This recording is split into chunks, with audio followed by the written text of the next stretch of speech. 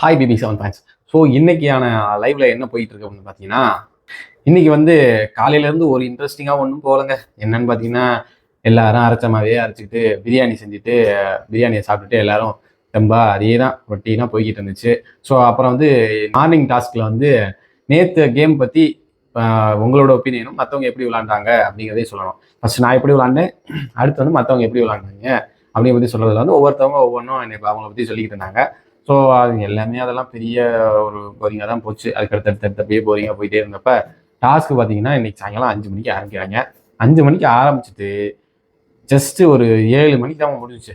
அந்த அளவுக்கு ஒரு டஃப்பான டாஸ்க்கு. என்னன்னு பார்த்தீங்கன்னா வேற ஒன்றும் இல்லை, பரமபதம் கேம் லைக் பரமபதம் கேம் அந்த மாதிரி தான் இருந்துச்சு.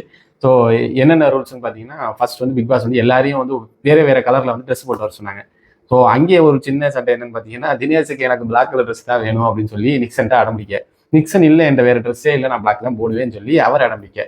ஸோ நிக்சனும் தினேஷ் கெஞ்சாரு. நான் நம்பர் சொல்லும் போது அவங்கவுங்க தேர்ந்தெடுத்தாங்க, நான் மட்டும் எதுவுமே எடுக்கல. ஸோ இதில் எனக்கு கொடுங்க அப்படின்னு சொல்லி கெஞ்சுறாரு. ஸோ நிக்சன் வழக்கம் போல் அவங்க எகென்ஸ்டாக தான் பேசிகிட்டு இருக்காப்புல. ஸோ கடைசியில் பார்த்தீங்கன்னா நிக்சன்ட்ட போய் தினேஷ் பேசி என்னன்னு பார்த்தா ஆக்சுவலாக நிக்சன்ட்ட இது இல்லை, அதான் வேறு எந்த கலர் டிஷர்ட்டும் இல்லை. ஸோ நிக்சன் அதே எடுத்துக்கிட்டு பிளாக்கே வச்சுக்கோங்கன்னு சொல்லிட்டு இவர் ப்ளூ கலர் போட்டார், டார்க் ப்ளூ. ஸோ இந்த சின்ன சண்டை தான் நடந்துச்சு அந்த டாஸ்க் ஈவெண்ட் அப்போ. அப்புறம் ஆக்டிவிட்டி ஏரியாவுக்குள்ளே உள்ளே போகிறாங்க. அப்படி இதுக்கு யார் ஜட்ஜுன்னு பார்த்தீங்கன்னா நம்ம அர்ச்சனாவும் விஜயும். ஸோ 2 பேருக்கான வேலையை பிக் பாஸ் ஒதுக்கி கொடுத்தாரு. எப்படி டாஸ்க் நடக்குது அப்படின்னு பார்த்தீங்கன்னா, பரமபதத்தில் பாம்பு ஏணி இந்த மாதிரி இருக்கும், அதில் டைஸ் உருட்டுவோம். ஸோ இதில் எப்படின்னா வரிசையாக 10 பேரை நிற்க வச்சு அந்த கார்டு இருக்கும். அந்த கார்டில் ரெட்டு கிரீன் வச்சுருக்காங்க. ஆக்சுவலாக ரெட் கார்டை நான் எடுத்து நான் ஒன்று சொல்கிறேன்னா அந்த வாசிக்கிறது நான் யாருக்கு வேணால் சொல்லலாம், இருக்கிற எந்த கண்டஸ்டன் வேணால் சொல்லலாம். க்ரீன் கார்டில் இருக்கிற இது வாசிச்சேன்னா அது எனக்கானது.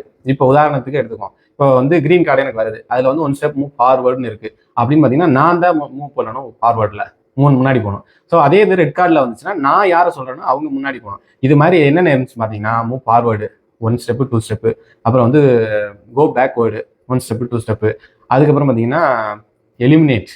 முக்கியமான கடையை தான் பாவம், அதில் போக சொல்கிறேன் என்ன நடந்துச்சுன்னு. ஸோ எலிமினேஷன் கார்டு இருந்துச்சு. அதுக்கப்புறம் பார்த்தீங்கன்னா கோ டு ஸ்டார்ட் பிளேஸ், அது ரெட்லேயே இருந்துச்சு, க்ரீன்லேயே இருந்துச்சு. இந்த மாதிரி வரிசையாக கார்டு இருக்குது. இதில் க்ரீன் கார்டில் என்ன இருந்துச்சுன்னா ஸ்வாப்பு, என்னுடைய பொசிஷனை இன்னொரு ஆளுக்கு ஸ்வாப் பண்ணிக்கிற ஒன்று இருந்துச்சு.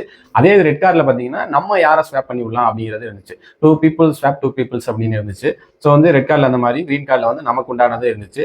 இதில் ஃபர்ஸ்ட் எடுக்கிறாங்க, முன்னாடி போகிறாங்க, பின்னாடி வராங்க, முன்னாடி போகிறாங்க, பின்னாடி போகிறாங்க அப்படின்னு கேம் ஸ்டார்ட் ஆகுது. ஸோ ஃபஸ்ட்டு எலிமினேட் கார்டு யாருக்கு வருதுன்னு பார்த்தீங்கன்னா ரவீனாக்கு வருது. ஸோ ரவீனா என்ன பண்ணியிருப்பாங்கன்னு யோசிங்க, யார் எலிமினேட் பண்ணியிருப்பாங்க அப்படின்னு பார்த்தோம்னா எதிர்பார்க்காத ஒரு ஆள் எலிமினேட் பண்ணி விட்டா. நம்ம ஆல்ரெடி மாயாவும் பாயிண்ட்ஸில் இருக்கா, நிறைய பேர் பாயிண்ட்ஸில் இருக்கனால அவங்களையெல்லாம் வெளியில் அனுப்புவான்னு பார்த்தா அவளுடைய கேம் ஸ்ட்ராட்டஜி படி 3 பாயிண்ட் இருக்கிற நேற்று ஜெயிச்ச விஷ்ணுவை வெளியே அனுப்பிட்டா. ஸோ விஷ்ணுக்கு ஒரே ஷாக்கு, இன்னும் நம்மளை சொல்லிவிட்டாங்களே அப்படின்னு போய் உட்காந்தவன் அப்படியே இருக்கு. கர்மா என்னைக்கு விட்டுருக்கேன், நம்ம சொல்லுவோம் பின்னாடியே என்ன நடந்துச்சுன்னா. அதுக்கப்புறம் பார்த்தீங்கன்னா ஒருத்தவங்களுக்கு 2 ஸ்டெப் முன்னாடி போக சொல்லுது, 2 ஸ்டெப் பின்னாடி, இப்படியே மாற்றி. ஆனால் ஃபர்ஸ்ட் கொஞ்ச நேரத்துக்கு செம காமெடியாக இருந்துச்சு. நீங்கள் விழுந்து சிரிப்பீங்க. அந்த மாதிரி தான் லைவ்ல போய் இருந்துச்சு. அடுத்து போக பார்த்தீங்கன்னா அப்படியே இன்ட்ரெஸ்ட்லாம் கொஞ்சம் கம்மியான மாதிரி எனக்கு ஃபீல் ஆச்சு. ஃபர்ஸ்ட் ஸ்டார்டிங்கில் பார்த்தீங்கன்னா சூப்பராக செம்மையாக சிரிச்சு எனக்கு வயிறு வலிச்சிருச்சு. அந்த அளவுக்கு ஃபன்னாக போச்சு. அதுலேயும் தினேஷும் விசித்ராவும் பண்ண வேலை இருக்கே, அவங்கள பின்னாடி போக சொல்லி முன்னாடி போக சொல்லி அவங்களுக்குள்ளேயே ஒரு ஃபன் பண்ணிட்டு இருந்தாங்க. ஸோ அதெல்லாம் சூப்பராக இருந்துச்சு. ரொம்ப நேரம் இழுத்துட்டு போச்சு. 2வது எலிமினேட் யாருக்கு கிடைக்குதுன்னு பார்த்தீங்கன்னா நம்ம மணி ஐயாவை எலிமினேட் பண்ணி விட்டாங்க. ஸோ 3வது எலிமினேஷன் கார்டு நம்ம நிக்சனுக்கு கிடைக்கிது. எந்த பாயிண்ட்ஸுமே, அதாவது டிக்கெட் டு ஃபினாலில் எந்த பாயிண்ட்டுமே இல்லாத ரவீனாவை குத்தி விட்டுறான். ஸோ அங்கே மாயா, பூர்ணிமா, விசித்ரா எல்லாருமே இருக்காங்க. ஸோ ரவீனா இன்னொரு எந்த பாயிண்ட்டும் எடுக்கலை. ஸோ ஆனால் ரவீனாவை குத்தி விட்டாங்க. நான் சொன்னேன்ல அந்த கர்மா ரிட்டர்ன்ஸ், அந்த இது இங்கே தான் நடந்துச்சு. ஸோ ரவீனா விஷ்ணு வரட்ட நிக்சன் ரவீனா வரட்டி விட்டான். ஸோ 3 பேர் இப்போ வெளியில் உட்காந்து ஃபன் பண்ணிட்டு இருக்கும்போது என்ன ஆச்சு, அடுத்து எவன்டா வரப்போகுது அப்படிங்கிற மாதிரி இருக்கும்போது அவர் பிக் பாஸ் ஒரு ட்விஸ்ட் வச்சு விட்டாரு. என்னன்னு பார்த்தீங்கன்னா அந்த கார்டு எலிமினேஷன் கார்டையே எலிமினேட் பண்ணி விட்டாரு. ஸோ அந்த இடத்துல அவங்க 3 பேரும் அப்படியே மனசு பொட்டஞ்சு வெடிச்சிருச்சு. ஏன்னா வேற எவனும் எலிமினேஷன் ஆக மாட்டான். ஸோ அந்த கார்டை எலிமினேட் பண்ணி விட்டார், அதுல எடுத்துட்டாரு. ஸோ மீதி இருக்க கார்டை வச்சு மற்ற எல்லா கண்டஸ்டன்ஸும் விளையாடிட்டு இருக்காங்க. ஸோ விளையாடிட்டே இருக்க அப்படியே முன்னாடி பின்னாடி பாதி தூரம் வந்தாங்க. கடைசியில் பார்த்தீங்கன்னா ஒரு ஃபர்ஸ்ட் ஹாஃப் இன்டர்வல்ங்கிற மாதிரி எல்லாத்தையும் மறுபடியும் ஸ்டார்டிங் பாயிண்ட்டுக்கு வந்துட்டாங்க. அதில் வந்து பயங்கரமாக வந்து எனக்கு வந்து அப்செட் ஆயிடுச்சு. அப்படியே பின்னாடி வந்துட்டாங்க, மறுபடியும் ஃபர்ஸ்ட்ல இருந்து பார்க்கணுமா, இது இன்னும் முடியலையா அப்படிங்கிற மாதிரி தான் இருந்துச்சு. அப்புறம் ஒவ்வொரு ஆளாக முன்னாடி பின்னாடி முன்னாடி பின்னாடின்னு இப்படியே முன்னாடி பின்னாடி தான் போய்கிட்டு இருந்துச்சு. என்ன பண்ணுறதாருமே ஸ்டார்டிங் பாயிண்ட் வந்துட்டாங்க. அதில் நான் மனசு உடஞ்சிட்டேன். ஸோ அதுக்கப்புறம் மறுபடியும் எல்லாரும் மூவ் பண்ணி அவங்களுக்கே ஒரு கட்டத்தில் யாரையாவது 10 விட்டா சரி முன்னாடி அப்படின்னு சொல்லி ஒவ்வொருத்தவனா அனுப்ப ஆரம்பிச்சிட்டாங்க.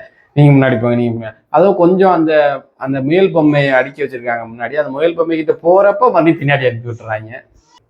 ஸோ கொஞ்சம் கொஞ்சமாக முன்னாடி ஒருத்தர் வராங்க. யாருன்னு பார்த்தீங்கன்னா நம்ம நிக்சன் தான். ஸோ நிக்சனுக்கு பக்கத்துலேயே மாயா இருக்காங்க. ஸோ முயல் குட்டியெல்லாம் வரிசையாக இருக்கு முன்னாடி. யாருக்கு முயல் கிடைக்க போகுது அந்த கோல்டு முயல் அப்படின்னு பார்த்தீங்கன்னா ஃபர்ஸ்ட் வந்து நிக்சன் தான் எடுக்கிறாப்புல. ஸோ வந்து அவர் கரெக்டாக அந்த க்ரீன் கார்டை எடுத்து மூவ் ஃபார்வர்டு எடுத்து அவர் எடுத்துட்டாரு. ஸோ எடுத்தோன்னே அவருக்கு வந்து ஒரே குஷியாகி போச்சு. ஸோ அடுத்து மீதி உள்ள ஆளுங்க தான். மீதி ரெண்டாவது யார் எடுக்கிறான்னு பார்த்தீங்கன்னா மாயா வந்து முன்னாடி நிற்கிறாங்க.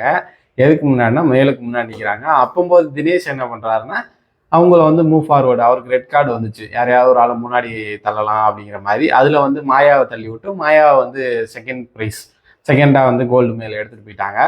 மூணாவது வந்து பூர்ணிமா, விசித்ரா, தினேஷ் 3 பேர் தான் நிற்கிறாங்க. ஸோ அவங்களுக்குள்ள முன்னாடி பின்னாடி அப்படியே போய்கிட்டு இருக்கு. அந்த இடத்துல வந்து விசித்ராவுக்கு ஸ்வாப் கார்டு வருது. அவங்க யாரை ஸ்வாப் பண்ணுறாங்கன்னா பூர்ணிமாவை ஸ்வாப் பண்ணுறாங்க. பூர்ணிமா வந்து ரெண்டு கட்டம் தான் இருக்குது அவங்களுக்கு. ஸோ அவங்க க்ரீன் கார்டு எடுத்தாங்கன்னா மேல் எடுத்துருவாங்க. ஸோ பூர்ணிமாவை வந்து அவங்க நின்று இடத்துக்கு ஸ்வாப் பண்ணுறாங்க, வேறு வழி இல்லை அவங்களுக்கு. ஆக்சுவலாக தினேஷை ஸ்வாப் பண்ணியிருக்கலாம், ஆனால் வந்து பூர்ணிமாவை பண்ணிட்டாங்க. ஸோ பண்ணோன்னே பூர்ணிமா என்ன பண்ணிட்டாங்கன்னா அப்படியே வருது. ஸோ ஸ்வாப் பண்ணது மட்டும் இல்லாமல் அடுத்து மறுபடியும் விசித்ராவுக்கு அந்த மூவ்மெண்ட் வரும்போது என்ன பண்ணுறாங்கன்னா அவங்களுக்கு வந்து ஒரு ரெட் கார்டு கிடைக்குது. என்னென்னா வந்து ஒரு ஆளை வந்து ஸ்கிப் பண்ண வைக்கலாம். ஸோ வந்து அவங்க அங்கே வந்து ஒரு ஸ்ட்ராட்டஜி யூஸ் பண்ணி நம்ம தினேஷுக்கு வந்து வர்ற வாய்ப்பை வந்து ஸ்கிப் பண்ண சொல்லிட்டாங்க. ஸோ அவரால் வந்து கார்டு எடுக்க முடியாது. ஸோ எடுத்திருந்தா வந்து அவரை வந்து பூர்ணிமாவை வந்து ஏதாவது பண்ண சொல்லியிருப்பாரு. ஆக்சுவலாக வந்து அதை வந்து கொடுக்கும்போதே பூர்ணிமாவை கொடுங்க, ஏன்னா அவங்களுக்கு ஒரு இதுதான் இருக்குது, ஸோ பூர்ணிமாவை கொடுங்க அப்படின்னு தான் சொல்லுவார். ஆனால் அவங்க கேட்காம அவங்களுடைய வன்மத்தை அங்கே காட்டி உள்ளார்கள். ஸோ வந்து பூர்ணிமா வந்து அடுத்த கார்டு எடுக்கிற இடத்துக்கு போயிட்டாங்க. ஸோ கார்டு எடுக்கும்போது பூர்ணிமாவுக்கு அதிர்ஷ்டம் தான்.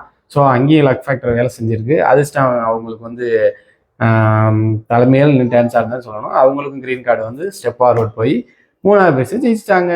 இதில் பாவப்பட்ட கேஸ் யாருன்னா தினேஷ், விசித்ரா அவங்களுக்கும் கிடைக்காம இவருக்கும் கிடைக்காம ஒரு கேம் ஆடி பூர்ணிமாவுக்கு போயிடுச்சு. ஸோ பூர்ணிமா தான் இது. ஸோ அதுக்கடுத்து இதுக்கு எல்லாத்துக்கும் நடுவில் என்ன நடந்துட்டு இருக்குன்னு பார்த்தீங்கன்னா ஒரு 3 திருட்டு பயிலே இருக்காங்க. யாருன்னு பார்த்தீங்கன்னா மணி, ரவீனா, விஷ்ணு. மணி, ரவீனா, விஷ்ணு இந்த 3 பேர் தான் வந்து திருட்டு பசங்க. என்ன பண்ணிட்டு இருக்காங்கன்னா இந்த மூலையில இருந்து அந்த மூலைக்கு போய் 5 ஸ்டார் திரிகிட்டு இருக்காங்க. அதுவும் நோண்டு ஒரு ஊக்க வச்சு திங்கு அந்த கண்ணாடி கிளாஸ் அதுவும் பூட்டி இருக்கு. அந்த கண்ணாடி கிளாஸை தள்ளி ஒரு 5 ஸ்டாரை வெளியே எடுத்துட்டாங்க. வெளியே எடுத்துட்டு அவங்க மட்டும் தின்னுட்டுறாங்க. அப்புறம் எல்லாரும் என்ன கூட இடம் கூட வந்து ஒவ்வொரு பீஸா வாங்கி தின்ட்டாங்க. அப்புறம் பிக் பாஸ் வாய்ஸ் கேட்குது, ஏன்டா திருட்டு பசங்களா, இப்படி திருடி திங்கிறதே தப்பு, இது எல்லாருக்கும் வேற கொடுத்து திங்கிறீங்களா அப்படிங்கிற மாதிரி ஒரு கேள்வியை கேட்குறாரு. ஸோ கேட்டு முடிச்சோடனே அவங்க வந்து சாரி பிக் பாஸ் அப்படின்னு சொல்லிட்டு போயிட்டாங்க. அதுக்கப்புறம் இன்னும் வரைக்கும் இதுதான் நடந்திருக்கு. ஸோ வந்து இதில் வந்து யார் வின் பண்ணியிருந்தா உங்களுக்கு சந்தோஷமா இருந்திருக்கும் இந்த டிக்கெட் டு ஃபினாலே ரவுண்ட் 2, அதில் யார் வின் பண்ணியிருந்தா உங்களுக்கு சந்தோஷமா இருந்திருக்கும் அப்படிங்கிறத வந்து கமெண்ட் செக்ஷனில் சொல்லுங்கள். ஸோ நெக்ஸ்ட் வீடியோவில் பார்க்கலாம். பாய்.